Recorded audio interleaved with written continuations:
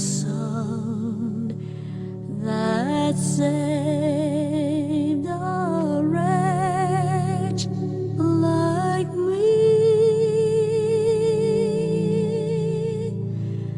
I once was lost, but now I'm found.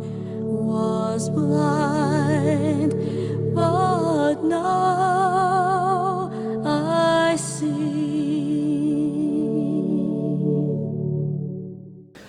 Numri 21 u ħanibda naqra minn vers 4. Inċident kurjuż illi fih sinifikat kif se nispjegaw mbagħad aktar quddiem. Mela, kapitlu 21 vers 4. U telqu mill-muntanja ta' Ħor mat-triq tal-Baħar l-Aħmar biex iduru mal-art ta' Edom.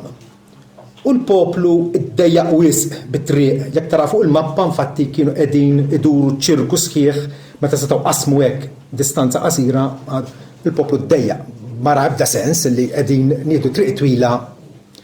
Il-poplu ddejjaq wisq bit-triq. U l-poplu beda jgħid fuq Alla, beda jitkellem kontra Alla ġifieri u kontra Mosè. Għalfejn tallajtuna mill-Eġittu biex immutu fid-deżert hawn m'hawnx ħobs u lanqas ilma. U ruħna hija mxebba b'dan l-ikel ħafif. Referenza għal manna ħobs mis-sema l-għalatom minn għam ħadmu għalih, sempliċi minn mor jiġbruħ kull filgħodu, għadi kritikaw il-Alla li anke b'dan l-ikel xbajna. Il-mulej bat srieb ħamjin, srieb valenużi, meta jgmu ħallu lek nefħa ħamra għalek ħamjin, jagħmlu dik il-fjammazzjoni u bija tmut. Bat dawn is-srieb ħamjin fost il-poplu u gidmu lill-poplu. U ħafna mietu minn nies ta' Iżrael. Għalhekk il-poplu ġie għand Mosè u qalulu dnibna għax tkellimna fuq il-mulej jew ħjar kontra l-mulej u kontrik. Itlob lill-mulej biex iwarrab minn fuqna s-srieb. U Mosè talab għall-poplu. U l-mulej qal il-Mosè għamel serb ħami. U qiegħdu fuq qasba jew ħjar fuq arblu. U jiġri li kull min ikun mikdum u jħares lejh jibqa' ħaj. U Mosè għamel serb tal-bronz u qiegħdu fuq l-arblu u ġara illi meta xi ħadd kien jikdmu xi serb kien ħares lejh is-serb tal-bronz u jfiq. Naħseb xi minnkom jafu xi tfisser din l-istorja vera, illi ħafna stejjer, ħafna li jiġri fit-Testament il-qadim naraw stramp u mbagħad hemm sinifikat sabiħ fit-Testament il-ġdid. Il-messaġġ ta' dalodu ħansemmih sorpriżi fil-Bibja. Sorpriżi fil-Bibja. Naħseb ikollha kemm aħna kapaċi niftakru f'xi okkażjonijiet li ngħidu kemm issorprendejna ruħi. Jiena infatti mill-tfulja tiegħi jew miż-żożija tiegħi niftakar sorpriża kbira ma nistax nifhem sal-lum kif għaddejt mill-ġisji tal-Mezz. Kont ġidra, ħabbata mal-ħajtu terġa' lura. Jew l-eżaminatur kien fis-sakra, jew jrid jgħaddi l xi ħadd ma jafux bħala bonus, jew l-għalliem tiegħi li mort il-privat għandu għal xahar qabel l-eżami għamel xi miraklu fuqi. Waħda minnhom. Kienet sorpriża u għadha ma nistax nifhem sal-lum kif għaddejt. Ma s-sorpriżi wkoll għandna diżappunti. X-xoqqa tal-ħajja tagħna hija minsuġa kemm minn sorpriżi li aħna nirċievu ħwejjeġ tajba li ma konniex nippretenduhom, bil-banda l-oħra nippretendu li se nsibu xi ħaġa tajba u jingħalqilna l-bib f'wiċċna u ma nsibuhiex bħal dawk l-irġiel li huma vizzjati bil-lob tal-azzard imorru il-marsa u tant jemnu f'da żiemel li ħajjiġi l-ewwel u jilagħbu il-paga tagħhom fuq dan l-imbierek żiemel u mbagħad jiġihom it-tielet. U hemmhekk għandna diżappunt. Però llum ħanitkellmu fuq is-sorpriżi. Però mhux sorpriżi umani, sorpriża umana fiha l-gost tagħha u jien għadni sal-lum l-iżjed li nieħu pjaċir ikolli nara xi ħaġa fuq it-televiżjoni programm tal-maġija, tal-magicians jiena jaġbuni u jiena nnifsi tant jiena mdakkar bihom illi ġil nitgħallem xi trik sempliċi mbagħad imur l-iskola u fil-break l-istudenti tal-primarja nagħmilhom dal-imbierek ma ġew jiġġennu. Ser, ejjunna kif x'għamilt? Kif marret il-munita? Fejn marret? U qed neġa' nġibierha ma wara widnejja. Iżda sorpriżi. Naħseb jennu l-kulħadd huma affarijiet sbieħ, però ħana ġanajt il-sorpriżi il-Bibja jirrekordju ta' sorpriżi li tagħna Alla. U infatti l-ewwel sorpriża għax inti meta tgħid qed tara dal-magician u mill-kappell joħroġlok fenek. Tajjeb meta jiena nitkellem ma' għalliema l-iskola qalt li jiena l-iżet li ma naħmilx in-nies dawn il-magicians. Ma naħmilhomx għax naf li qegħdin jitmelħu bija u ma nafx kif. Il-fenek kien hemm minn fejn ġabu ma nafx, imma kien hemm żgur u ma jammettuha li kien hemmhekk. Ġifieri nibdew issa mill-iskrittura nfisha u ħanaraw il-differenza enormi infinita tas-sorpriżi li għafjatina Alla. U tiftaħ il-Bibja fl-ewwel paġna, fl-ewwel sentenza, u għandna l-ewwel sorpriża enormi, stravaganti, straordinarja, inkredibbli, illi mingħajr preparazzjoni ta' xejn, mingħajr ma Alla jipprova ħejjilna triq biex imbagħad jagħtihilna bil-mod il-mod, li għandna ċumbum. L-ewwel sorpriża fil-bidu Alla ħalaq is-sema u l-art. Tgħidu li x'sorpriża fiha di, aħseb ftit. Il-magician kapaċi impressjonana, però u stess jammetti il-fenek kien hemm. Tajjeb? Hawnhekk qegħdin Alla qiegħed f'dan l-ewwel kapitlu qed jgħidilna illi hu mhix xejn mingħajr ma kellu materjal minn qabel, tajjeb, sempliċement bl-awtorità ta' fommu għax hu tkellem għax hu hekk ried l-affarijiet ġraw. Id-dinja, id-dawl, il-kwiekeb, ix-xemx u l-qamar, Alla ħalaqhom ex nihilo. Mhix xejn, sempliċement bir-rieda tiegħu. U allura l-iskrittura wkoll meta titkellem fuq il-ħolqien tgħidilna illi bil-fidi aħna nifhmu, bil-fidi. Għax qala Alla u aħna allura qed niddependu fuq ix-xhieda tiegħu għax ma konniex hemmhekk fil-ħolqien, ma konniex hemmhekk. Però aħna fiduċjużi li dak li qala Alla ma jgħidux biex ingannana jew biex jitħaq bina, jgħidu għax hekk hu, għax Alla huwa l-verità. Bil-fidi mela aħna nifhmu li d-dinjiet, l-univers ġifieri, saru bil-kelma tal-Alla. Għalhekk il-ħwejjeġ li jidhru ma sarux mill-ħwejjeġ li jidhru. Il-ħwejjeġ li jidhru li nistgħu missuhom b'għajnejna, tajjeb, jew narawhom ma sarux mhux saru bil-kelma tal-Alla, bl-awtorità tal-Alla u tkellem wara din hija sorpriża enormi, sorpriża illi allura twitti triq għas-sorpriżi l-oħra kollha fil-Bibja, dak li aħna sejħulhom il-mirakli. Tajjeb, rajna wieħed minnhom kif wieħed iħares lejn serb tal-bronz u jfieq mill-sem fatali li jkun fil-vini tiegħu, u hemm diversi mirakli, miraklu stupend meta x-xemx waqfet għal ġurnata sħiħa u ma niżlitx. Tajjeb, mirakli ta' fejqan mill-ġdiem, mirakli diversi matul l-iskrittura. Però forsi mbagħad ngħidu, isma' dan forsi jista' jkun ktieb ta' leġġendi u ta' ħrejjef tal-lut ta' dari.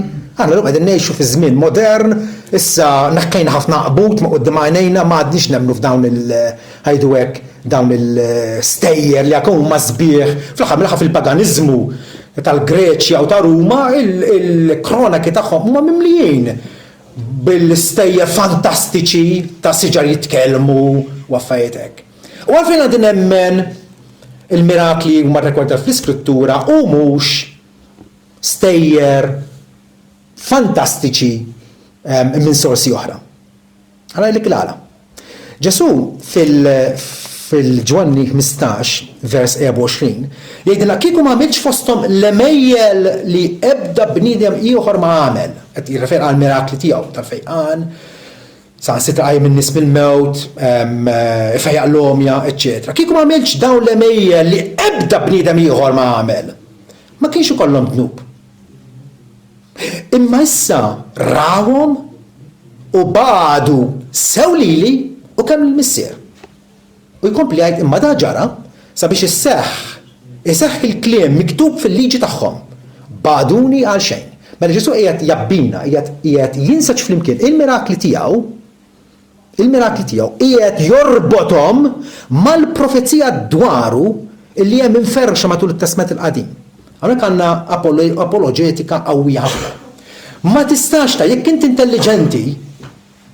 intelligenti, ma tistax twarrab il-Bibja u tajt dan huwa ktieb reliġjuż bħal ħaddieħor bħal-Quran, bħal-kodba sagri fil-Hinduiżmu, ma tistax tagħmilha.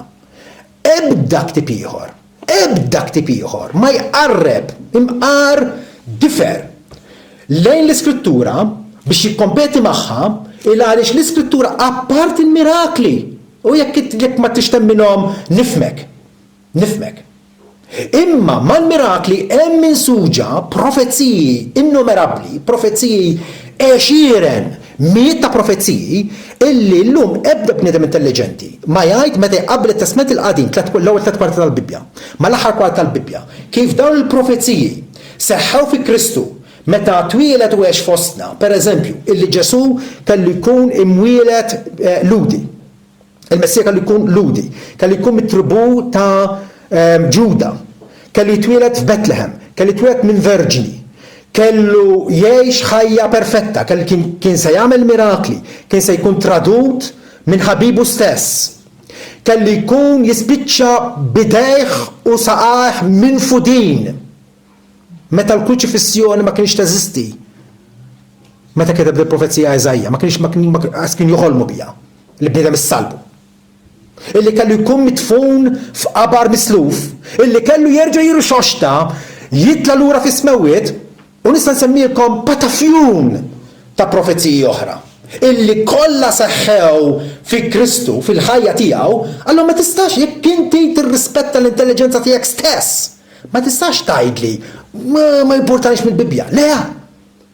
L-Apostlu Pawlu u l-Apostlu l-oħra infatti xogħolhom kien ikun fil-bidu illi jmorru fis-sinagogi tal-Lut illi kienu diġà jafu x'hemm fl-Iskrittura.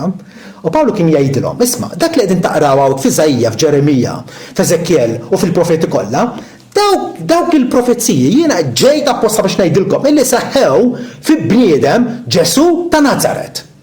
Li huwa l-Messija u tara prova ta' dan.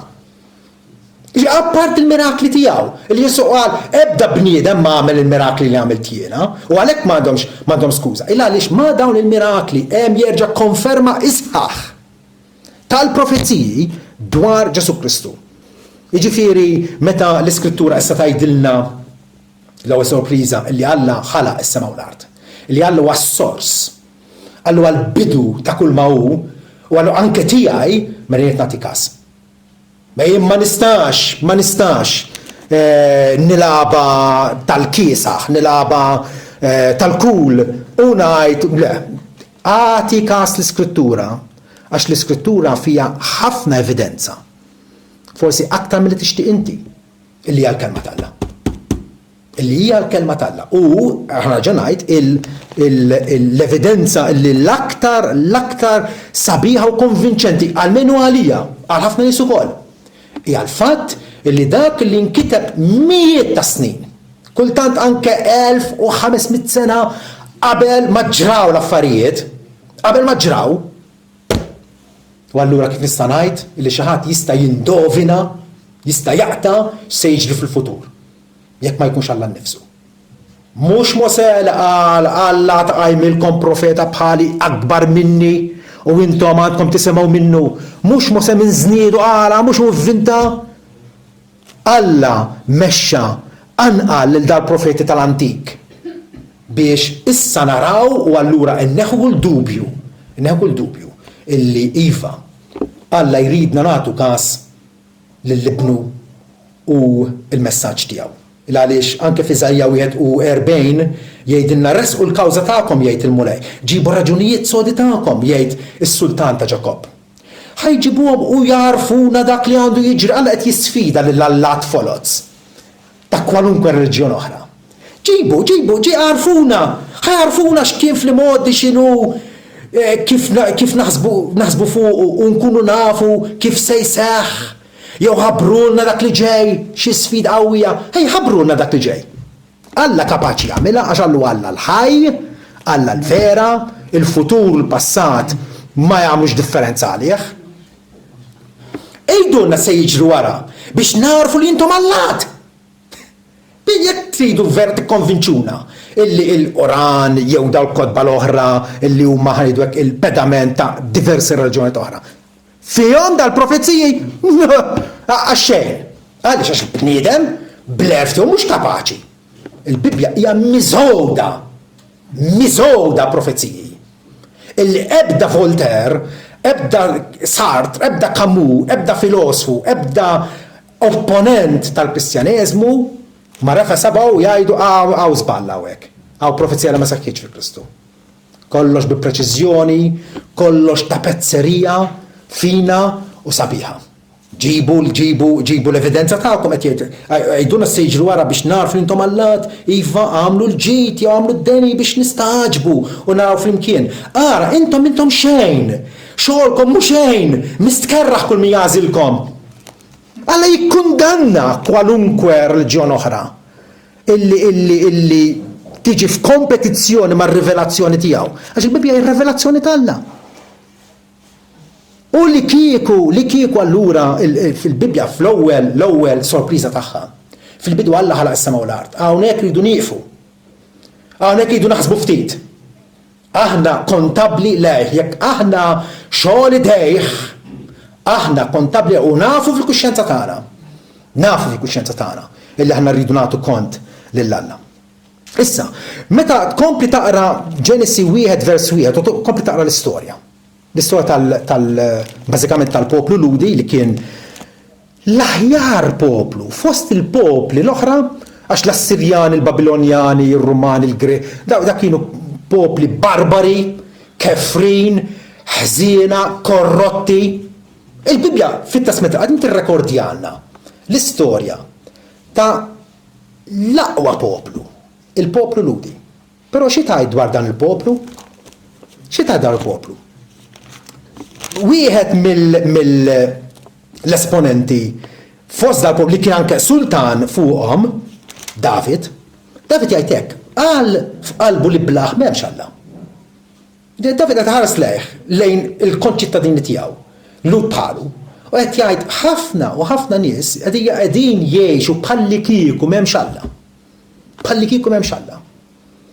M'hemmx Alla qed jgħidu, tħassru. Emejjel ta' min jistmerru għamlu, m'hemm ħadd li jagħmel it-tajjeb.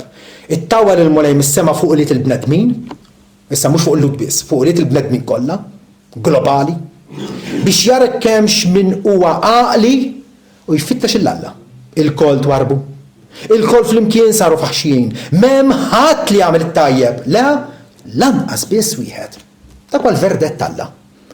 Mhux fuq il-poplu Ludi biss, imma anke mill-bidu mill-antik net. Intom tafu li Alla darba qarra id-dinja minħabba l-inikwità, il-ħażen sfaċċat u l-vjolenza u l-immoralità tagħha fi żmien Noe. Il-verdett Alla fuq is-soċjetà ta' dak iż-żmien u jiena ngħid ukoll fuq is-soċjetà tal-lum. Għax il-poplu in-nies mingħajr l-Ispiritu tal-Alla jibqa' l-istess. Alla ra illi l-ħażen tal-bniedem kien kbir fuq l-art. Ma nafx minn fejn smajta din, però il-Bibja tajt ħaġa waħda dwar il-bniedem li għandu kbira il-ħażen tiegħu. Il-Bibja fittex fil-Bibja u tara fejn il-Bibja tfaħħar il-bniedem għal xi kobor tiegħu. Għal-ħażen timmarkaħ, Alla ra l-ħażen tal-bniedem kien kbir fuq l-art u kull xewqa tal-ħsibijiet ta' qalbu kienet dejjem ħażen biss. Minu volontira hawnhekk u jippermettilna li nagħmlu film ta' l-aħħar xahar tiegħu il-ħsibijiet ħżiena li għaddew minn moħħu u nuruh fil-pjazza tar-raħal. Kollha kieku taħarbu tiġru barra vera u ma tidrux kieku mistija li taqbadkom, is-sens taħtija li taqbadkom tkun tal-biża' twerwilkom. Il-ħsieb ġifi il-pjanijiet tiegħek li mhux bil-fors għamilthom għax ovvjament jekk tagħmilhom ħataqabad, ħajkollok tħallas, hemm il-pulizija, hemm dit-trażin tal-ħażen li Alla stabbilixxa. Però dan huwa kontinwament Ġesu Kristu nnifsu. Ġesu Kristu meta evalwa l-bniedem lili u lilek. X'qal li joħroġ mill-fond ta' qalbna? Il-benevolenza, il-karità, l-imħabba, x'qal li toħroġ? Forsi taħlita ta' tnejn ta' ħażen u ta' tajjeb, isimgħuh.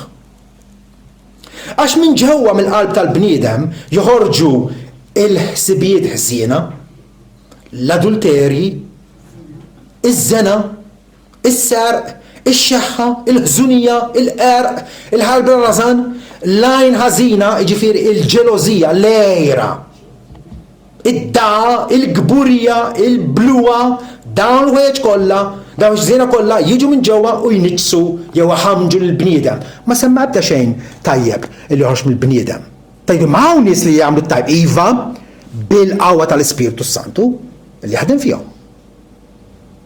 U għalhekk naqraw din l-istorja kollha tajjeb ta' il-poplu Ludi illi Alla pretenda li jagħti l-frott u xorta ma taħx. U Alla ċanfarhom u Alla baqa' jibgħatilhom il-profeti u jgħidilhom u xorta waħda ma tawx il-frott. Hija storja negattiva ħafna, hija storja ta' dwejjaq li taqra bislaten il-ħuta tintemm ir-rasa imma anke n-nies ukoll. L-apostasija tagħhom, l-idolatri, id-diżubbidjenza sfaċċata tagħhom, it-tostaġni tagħhom, minn kollox. Ħa nimmaġinaw aħna illi ngħixu naħdmu ġo fabbrika li sida u wieħed Ġermaniż. Tajjeb, u aħna kulħadd jallarga, taf kif aħna l-Maltin. Kulħadd jara kif bixkel, kulħadd jara kif jiskarta minn dmiru, tajjeb. U kultant jibgħat xi ħaddiem minn tiegħu dan il-Ġermaniż, tajjeb, biex jara kollox miexi sewwa. Il-ħaddiem jaġu mill-lura ma tantx hi sitwazzjoni tajjeb. Meta għodwa waħda, għodwa mill-bib tal-fabrika jidħol is-sit innifsu. Jiġu nnifsu. X'tajdu intom? Ħallaqtuha. Is-sitwazzjoni hija vera gravi biex issaġġi s-sit innifsu. Qabel bagħad ir-rappreżentanti tiegħu. U dak li ġara fit-Testament il-Ġdid. Fit-Testament il-Ġdid. L-istorja tant kienet tħassret. Il-bniedem tant wera illi huwa laħam illi ma jiswix, illi mhuwiex kapaċi. Illi finalment għandna il-tieni sorpriża. Finalment, Alla nnifsu kellu jsir bniedem bħalna. Issa di tant smajnija ma diġ id-doq bħala sorpriża, imma ħsbu xejn. Il-Vanġel ta' Ġwanna kif jibda? Fil-bidu kien il-kelma l-logos, il-kelma kien ma' Alla u l-kelma kien Alla. Vers 14 u il-kelma sar laħam jew sar ġisem u għamar fostna. Dik hija sorpriża tal-meravilji. Kif jista' jkun? Kif jista' jkun Alla infinit, Alla etern jidher fostna fi xbija ta' bniedem? Hija sorpriża tremenda. Sorpriża tremenda. Illi Alla nnifsu sidna kellu jiġi fostna biex jirranġa s-sitwazzjoni. Ara il-problema tagħna mhijiex għax maħniex malmin. Alla bat sensiela sħiħa ta' profeti biex jagħmlu l-poplu, Iżajja, Ġerebija, Eżekjel.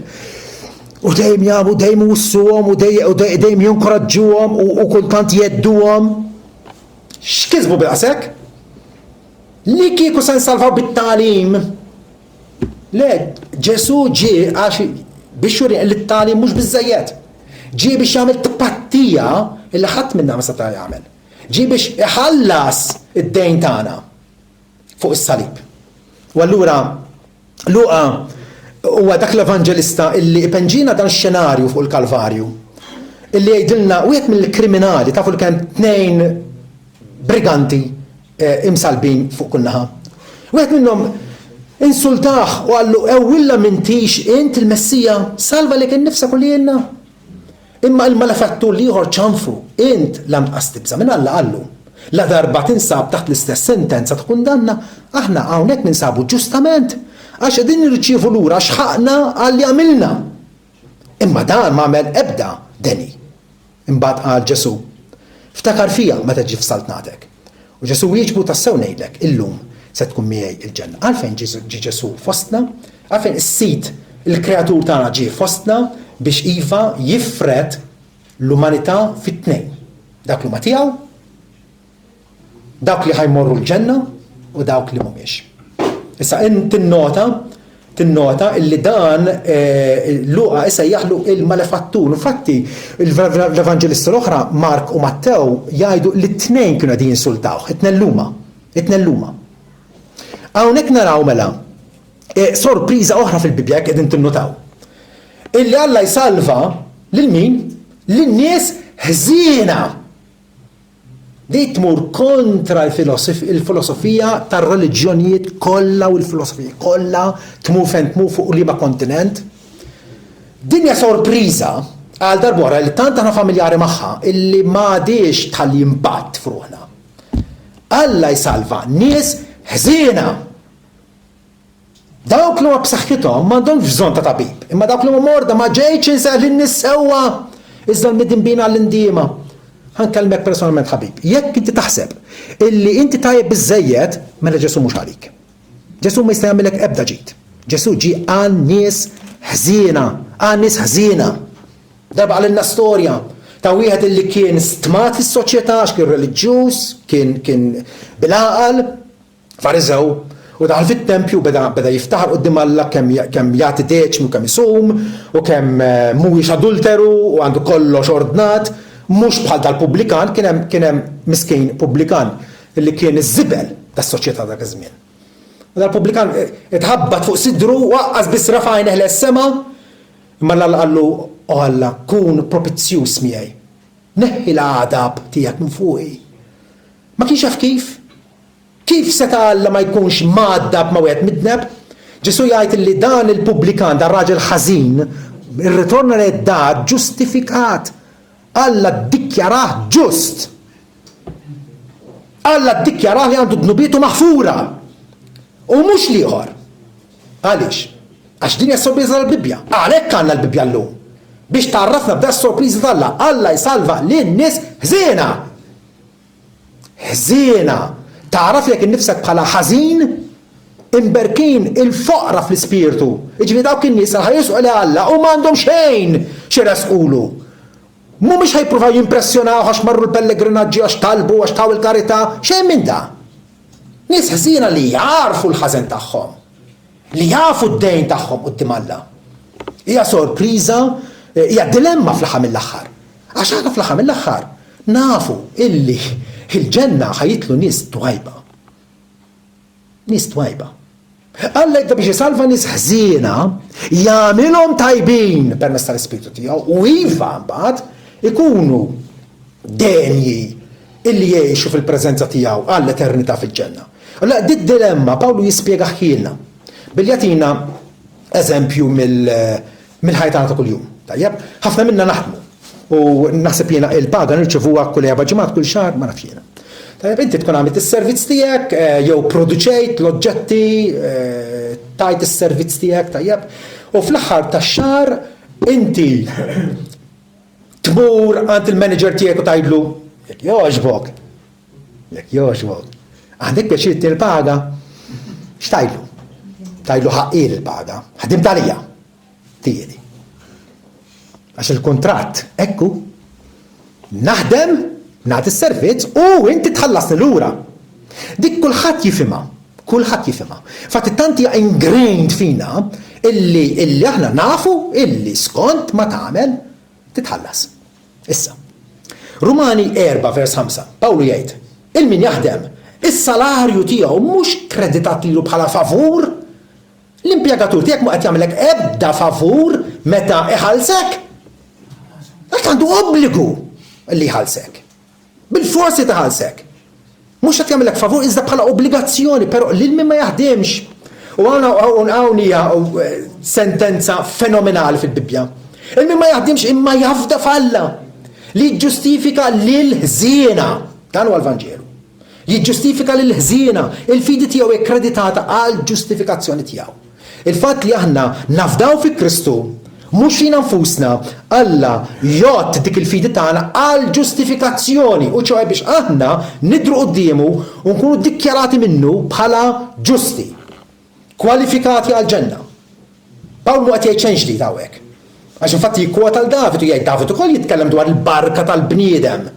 Meta Alla jikkreditalu l-ġustizzja apparti l-opri tiegħu, ġifieri tajjeb jew ħażin m'għandux jaqsam. Għax is-salvazzjoni hija għotja minn Alla. Billi jgħid imberkin dawk li l-dnubiet tagħhom huma maħfura. Meta jgħid imberkin ġifieri dawn huma favoriti tal-Alla. Dawn Alla ħares lejhom bi-pjaċir. Bi-pjaċir. Imberkin dawk li l-ħażin tagħhom u maħfur u d-dnubiet huma mogħtija imbierak ir-raġel li jissit qatt ma jgħodlu dnubu kontrih. Imma kif jista' jkun? Kif jista' Alla jaħfer l-bniedem ħażin?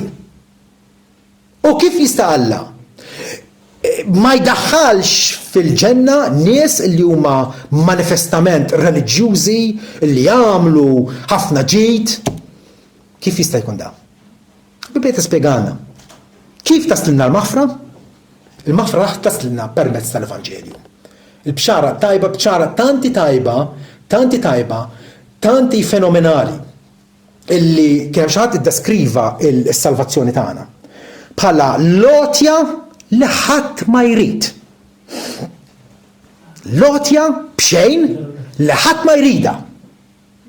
Għaliex? Għax tant il-bniedem huwa indawwar fuq innifsu illi jigverna l nnifsu u l-Alla keċċieħ mill-preżenza tiegħu. Bħalma għamel Kajin ħarab mill-preżenza tal-Mulej. Dija situazzjoni. Il-Vanġelu illi Alla wettaq rikonċiljazzjoni. Hemm mod kif aħna insiru ħbieb ma' Alla. 2 Korintin kapitlu 5 vers 18. Da kollu qed jitkellem dwar salvazzjoni. Da kollu huwa minn Alla. Illi jirrikonċiljana miegħu nnifsu permezz ta' Kristu. U tagħna il-Ministeru tar-Rikonċiljazzjoni, ċoħe li Alla kien qed jirrikonċilja d-dinja miegħu nnifsu fi Kristu. Bla ma qod l-offiżi tagħhom kontrihom, dawk li huma salvati. Alla ma joħodx il-ħażin tagħhom kontrihom. Għaliex? Għax issa għoddu kontra Kristu. Għoddu kontra Kristu. Kristu volontarjament qal jiena rajt tajjeb li nagħti ħajti għan-naċ tiegħi. Il-kastik ħadu minn floka. U Pawla kompli jgħid li Alla jkommettilna l-kelma tar-rikonċiljazzjoni. Mela aħna ambaxxaturi għal Kristu. Hemm nugħadillaw meta aħna inwasslu l-kelma tal-Vanġelu ħaddieħor, aħna ambaxxaturi tagħna. Il-dinjità hija kbira. Alla batna biex narfu lil ħaddieħor dak li ħaddieħor għarraf lilna bih. Aħna ambaxxaturi għal Kristu. Bħal kieku Alla qiegħed jappella permezz tagħna, nimplorawkom, nitolbukom għal Kristu. Kunu rikonċiljati mal-Alla. Ġifieri hemm dan dil-lotja. Aċċettawha. Irċevuha. Hija għotja b'xejn. Xemm li jżommok milli ma tilqax ma tirċevix il-maħfra tal-Alla. Il-qalb ħażina tiegħek biss hemm xi żomma. Mibqija Alla ħadima dir-rikonċiljazzjoni. Wettaqa fi Kristu. Kun rikonċiljati mal-Alla mela. Għax lil dak li ma kienx jaf dnub, lil Ġesu ġifieri, ma kienx jaf dnub. Kien jaf x'inhu dnub, imma qatt ma għamlu. Dak li ma kienx jaf dnub, Alla għamlu dnub għalina, ħadd dnub tagħna u poġġih fuq Kristu. X'waħda din? Alla għamlu dnub għalina biex aħna nsiru l-ġustizzja tal-Alla fih. Il-ħażen tagħna trasferita għal fuq ras Kristu biex Kristu jlibbisna bil-perfezzjoni tiegħu. Dinja il-sorpriża tal-Bibja. Għalhekk Alla jsalva lin-nies ħżiena, lin-nies li jarfu illi m'għandhom xejn xirrikmandhom quddiem Alla. Kif taslilna l-maħfra? Il-maħfra taslilna. Ġesu meta tkellem ma' Nikodemu fis-sillu tajjeb. Għallu bħalma Mosè olla s-serb fid-deżert dil-istorja qrajna dal-għodu. Tajjeb, in-nies qegħdin imutu, mikdumin bis-srieb valenużi. Tajjeb? U Alla ipprovda rimedju. Serb tal-bronz molli fuq arblu, kull min ħares lejh, tagħmel sens din? Ma tagħmel sens. Illi jien ħares lejn Ġesu Kristu, illi kien fid-dinja 2000 sen ilu. Tajjeb, smajt bih u nirrispondi bil-fidi fih, ma tagħmel sens. Għam jekk jimmikdum minn gidma tas serb, ħambur għan tabib, ħambur niġri l-isptar, għanna x'namel. Mela ħares lejn serb tal-bronz, l-inqas ħaġa li tiġini f'moħħi. U allura mingħajr ma Alla jarrafna bis-sorpriża tiegħu, il-bniedem bibqa' jagħmel dak li jidhirlu li hu l-aħjar. U allura jkun ħażin ħanipprova nirriforma lil nifsi. X'inhi l-idea tat-tjieba fost il-bnedmin? Tibqax tajjeb, tibqax tilbes il-miniskirt, tibqax tieħu droga. Dik hija l-idea ta' tjubija tal-bniedem. Le, Alla jagħmilna tajbin billi nħarsu lejn is-Salvatur. U hemmhekk tkun il-bidu ta' ħajja totalment ġdida. U trid tesperjenza biex tkun taf. Bħalma Mose olla s-serb fid-deżert, hekk jeħtieġ jitolla bil-bniedem fuq is-salib sabiex kull min jemmen fih ikollu il-ħajja eterna. Il-ħajja eterna ġifieri li tkun taf il-Alla, tafu intimament, tafu personalment. Hekk illi ikollok il-fiduċja u t-tama qawwija illi inti se tkun fil-preżenza tiegħu għaliex hija ħajja eterna li ma tispiċċax, hija l-ħajja ta' Kristu fina. Għax jien ngħix, intom tgħixu wkoll. Il-ħajja tagħna tiddependi fuq il-ħajja tiegħu. U allura se ngħaddu għall-aħħar sorpriża mhux hemm ħafna iżjed, imma ikolli nlimita lil nnifsi. Din l-aħħar sorpriża min sorpriża lil ħadd. Però meta taqra l-iskrittura u tieħu il-punch tagħha, tieħu l-afsa tagħha, tieħu kif Alla jitkellem dwar l-affarijiet dwar ir-realtà li fiha ninsabu. Tgħid x'sorpriża inkredibbli din. X'inhi dis-sorpriża? Alla iħobb.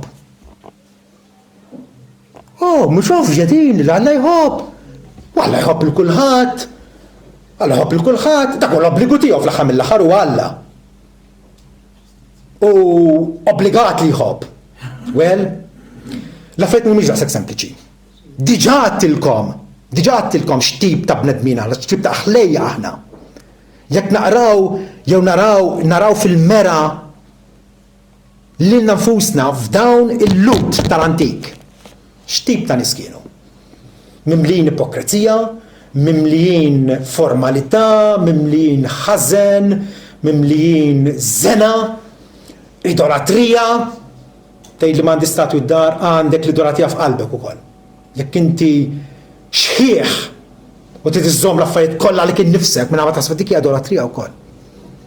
Skont il-Littra l-Kolossin. Tiġix tgħidli allura li Alla obbligat iħobb lil dawk li saru filment b'mod deliberattiv apposta għax jafu u għax hekk iridu saru l-dewwa tiegħu. Saru l-dewwa tiegħu. Isimgħuni, fir-Rumani 9 vers 10, Pawlu jispjega l-affarijiet hekk. Mhux hekk biss, imma wkoll Rebekka, meta kkonċepiet l-ulied mill-istess raġel wieħed missierna Iżak. It-tewmin. Mela dina ħarġet ilha mhux tarbija waħda bit-tnejn. Bit-tnejn. Għalkemm kienu għadu ma twildux u lanqas għamlu xi ħaġa tajba jew ħażina, isimgħu għadha xejn din.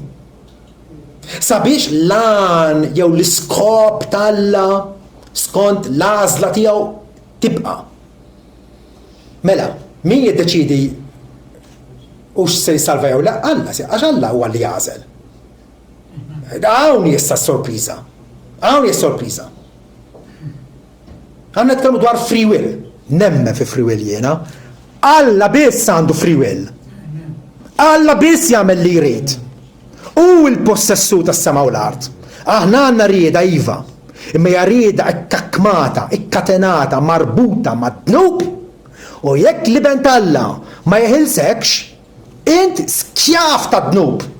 Toħx tiftaħa bil-libertà tiegħek. Jekk inti kull ma jirnexxilek tagħmel u għal-ħażen, m'intix liberu. Jekk liben ma jagħmilkomx ħelsin. Jekk liben jagħmilkom ħelsin, tkun ta' bil-ħelsin. Toħdux iftaħlu. Bil-free will. Alla għandu free will. Mela, it-tewmina kienu għadu ma twildux għasamlu xi ħaġa tajba u ħażina sabiex lan tal-Alla skont l-għażla tiegħu jibqa' mhux mill-opri. Mhux mill-opri. Mhux minn dak li tagħmel int iżda minn dak li sejjaħ int qalilha lil Rebekka meta kien għadat ilha Il-kbir se jaqtel iż-żgħir. Il-kontra ta' konvenzjoni ta' dak iż-żmien is-sajr ki jaqdel il-kbir. Alla qaleb l-imwejja ta' taħt fuq. Għalila me qabel il-kbir għad jaqdel iż-żgħir kif hu miktub ħabbejt il-Ġakob iżda bad lill-Eżaw dawn it-tewmin. Issa, ħasasikom sentenza inkredibbli hawnhekk. Sentenza inkredibbli. Jien Alla titkellem, ħabbejt il-Ġakob iżda bad lill-Eżaw. Fejn hija s-sorpriża? Fejn hija s-sorpriża? Jekk ikollna nagħmlu kwestjonarju, in-nies jekk biex ma jiex kollha, ma kważi kollha, jixxokjaw ruhom. U anke Kristjani ma jaħmlux dan il-passaġġ Rumani 9 għax jaqilbu kollox taħt fuq. Ħana ġa saqsi fejn hija s-sorpriża? Ħabbejt il-Ġakob iżda bad lill-Eżaw. In-nies jgħidulek is-sorpriża, din ta' skandlu illi Alla jobot il-Eżaw. Qed tara għandek bżonn vista ġdida. Is-sorpriża hija din kif Alla ħabb lil-Ġakob. Il-fatt li Alla qal jiena bad lill-Eżaw din hija stqarrija li bl-Ingliż jgħidu da biex ovvja. Taf x'kien Eżaw?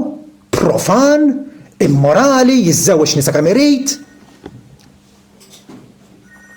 Il-fatt li Alla jobot il-midneb hija given fl-Iskrittura.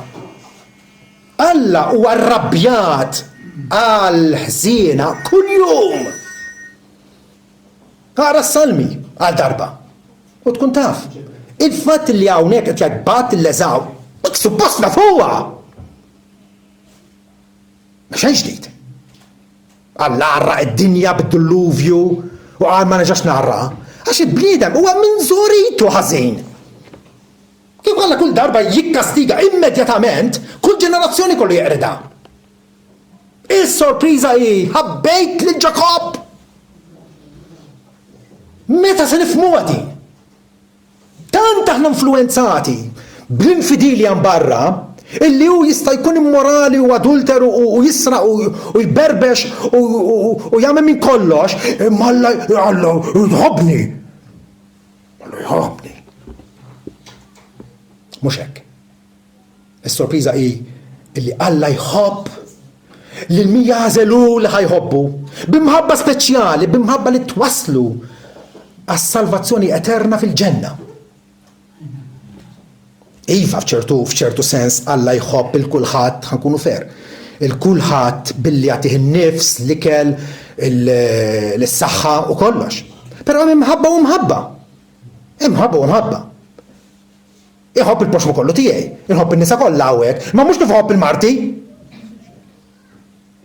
Inħobb il-qattus id-dar, imma mhux kif iħobb il-lulieti. Hemm livelli ta' mħabba. L-istess bħalma Ġesu qal jekk wieħed ma jobgħodx il-missieru l-ommu u l-ħutu ma jistax ikun dixxiplu tiegħi. Qed jgħidilna d-differenza. Qed jgħidilna li hemm differenza enormi bejn l-imħabba li inti għandek turi l-ġenituri tiegħek li l-kmandament jgħidlek irrispetta l-ġenituri tiegħek. Dik it-tip ta' mħabba meta tqabbilha lejn id-devozzjoni u l-lealtà tiegħek lejn Kristu għandha tidher qisha mibeda. U f'da sens qed jgħid ħabbejt il-Ġakob b'mod tant speċjali, tant uniku, illi meta tqabbel l-imħabba tiegħi lejn Ġakob, il-Ġakob illum jinsab fit-tgawdija tal-Alla fil-ġenna. U Eżaw huwa mitluf għax nafu, bidja tajt. Illi anke meta fittex biex jindem ma setax jindem. Għax id-dispjaċih imbagħad. Ma setax jindem. Alla ma taħx l-indiema. Alla obbligat li ħadd. Is-sorpriża illi Alla jħobb x'ingħidu mela. Jaqgħu hemm l-inġustizzja malla u Pawlu kien jaf. Kien jaf u għalhekk għal din mistoqsija fl-argument tiegħu għax jaf illi l-bniedem hekk tgħidlu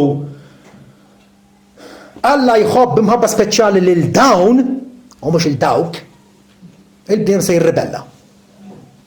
Hemm l-inġustizzja ma xejn affattu Pawlu qed jgħid, mhix kwistjoni ta' inġustizzja. Hija kwistjoni ta' ħniena. Il-fatt li Alla jħenna l-bniedem dik hija sorpriża. Dik hija sorpriża. Għax jgħid il-Mose se nħenna l-min inħenn u se nader lil min nader. Ma tistax tikkritika Alla. Alla titratta magħna midinbin, ribelli kontra tiegħu, ribelli, xewwiexa kontra tiegħu. U allura hija kwistjoni li għandna nifirħu fil-ħniena tiegħu illi jurina, fil-ħniena. U għalhekk ma jiddependix mir-rieda tal-bniedem laqqas mill-isforz tal-bniedem biex issalva, ma jiddependi minn Alla li jħenn. Din hija sorpriża illi jekk aħna nemnuha u naċċettawha, id-dinja tirvella kontra tagħna u għalhekk ma m'għandniex is-sogru illi nitkellmu bl-iswed fuq l-abjad kif huma l-affarijiet. Għalhekk m'aħniex kapaċi. Għax dis sorpriża għadna qas biss aċċettajnija. Illi Alla jħobb lil min irid iħobb dik l-imħabba speċjali illi twassal għas-salvazzjoni. Ġesu fil-talba, fil-bidu tat-talba tiegħu, lill-missier qabel ma sofra, jgħidlu inti tajtni l-awtorità fuq kull bniedem, biex nagħti l-ħajta dejjem lil dawk kollha li inti tajtni. Lil dawk kollha li inti tajtni, mhux kulħadd. Imma l-dawk mogħtija lil Ġesu biex ikunu salvati minnu, Ġesu ċertament jagħtihom il-ħajta dejjem. Din hija s-sorpriża tal-Bibja. Għalhekk il-Bibja hija tant ktieb illi taqla u taqla kritika u n-nies iridu jeħilsu minnu dal-ktieb u jridu jaħarquh u jridu jawġuh. Għax maħniex kapaċi nirċievu din is-sorpriża ta' Alla. Li Alla jħobb lil min irid hu. Mhix kwistjoni hux int se tagħżel lil Alla. Hija kwistjoni Alla għażilx lilek. Mhix kwistjoni li taċċetta lil Ġesu. U hija kwistjoni Ġesu x'se jagħmel bik. L-awtoritarja tiegħu. U aħna nsabu qudiemu bħala poveri, falluti, arwenin u miżerabbli.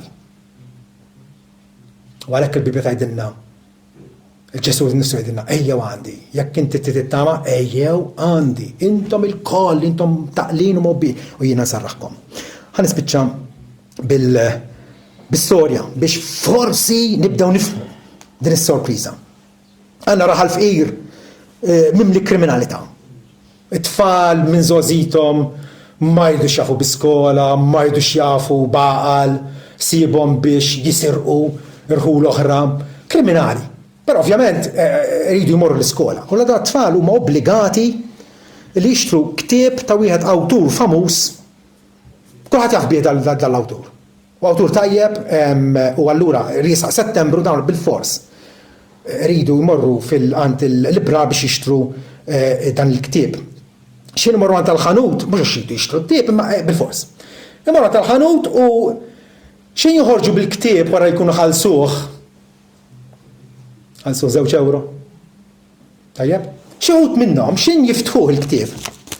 Xin jiftħuh u jaraw biex jaraw dak. Taqa' karta tal-500 euro minnu. Jitġennu dawn. Ejjin, tax-sibt, għara s-sibt. Ukku ħadet tfittax fil-ktieb. Kienu wieħed ma sabx. Jgħarġu jqalleb u jqalleb sew. M'għandix. Imur għand tal-ħanut. Jgħidlu kif m'għandix l-500 euro? Għallu dak l-awtur poġġi hemmhekk. Hekk mandani tagħni l-flus biex f'xi wħud mill-kodba ninfilza din il-500 euro.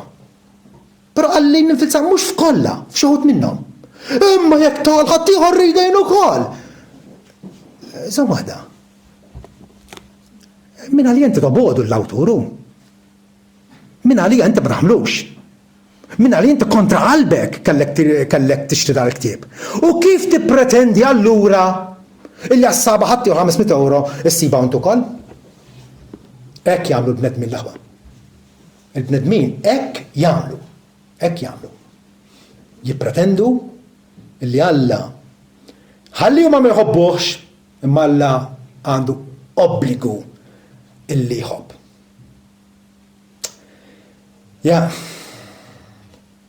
Il-Vanġelu ma jinżlinniex għasel.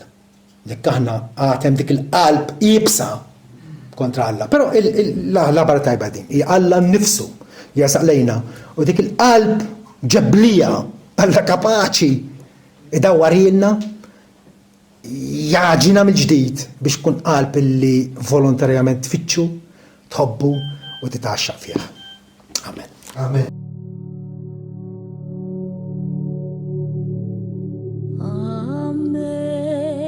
Amazing grace, how sweet the sound that saved a wretch like me. I once was lost, but now I'm found, was blind.